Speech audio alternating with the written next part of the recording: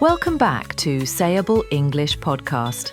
I'm Sarah, and today we're talking about every student's nightmare.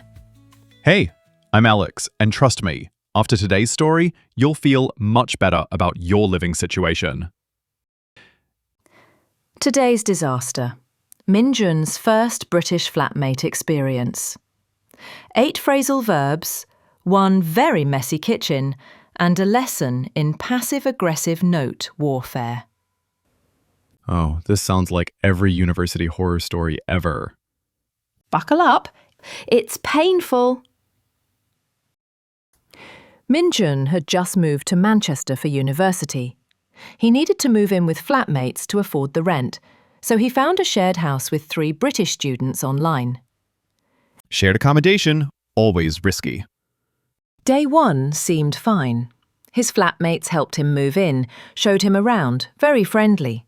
But by week 2, things started to fall apart. The problems built up slowly. First, dirty dishes. Min-jun would clean up after himself immediately, but his flatmates would leave everything in the sink for days. Classic flatmate issue.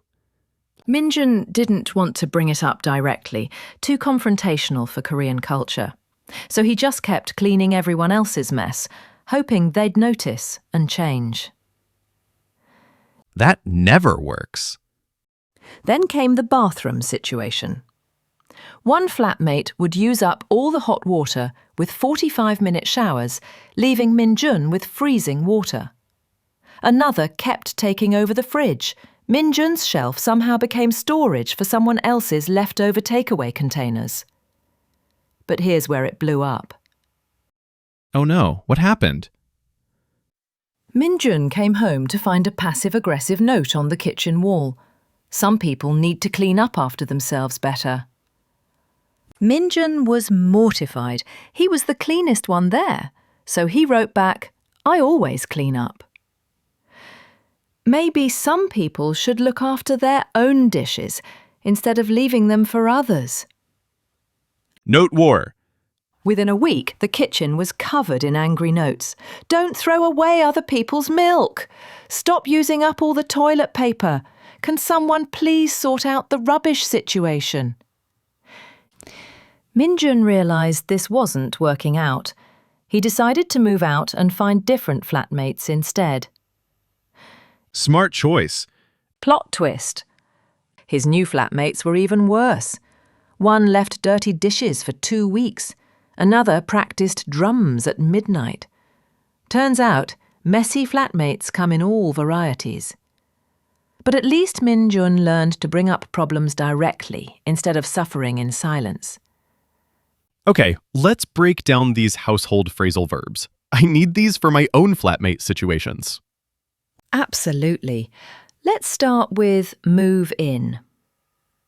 That's when you start living somewhere new, right? Exactly. I'm moving in next week. Also, move out when you leave. Very useful for student life. Fall apart? When something breaks down or stops working. My relationship fell apart, or the plan fell apart. Build up? Accumulate gradually. Problems built up, or I'm building up my confidence. Clean up? Tidy or make clean.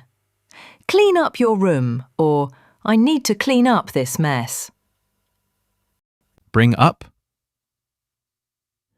We've had this before. Mention a topic.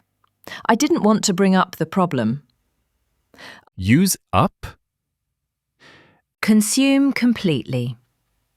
Use up all the milk, or I've used up my phone battery. Blow up? Explode, or become a big problem. The argument blew up, or this situation blew up quickly. Sort out. Fix or organise something. We need to sort out this problem. Super useful phrase. Time for this week's challenge. What should our listeners practice? Use these household phrasal verbs in daily conversations.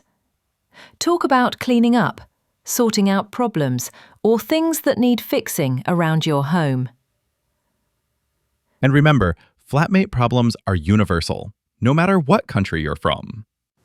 Exactly. Next week, travel disasters and transportation phrasal verbs. Airport chaos guaranteed. Perfect. Bring on the classic airport plot twist and the phrasal verbs to handle it.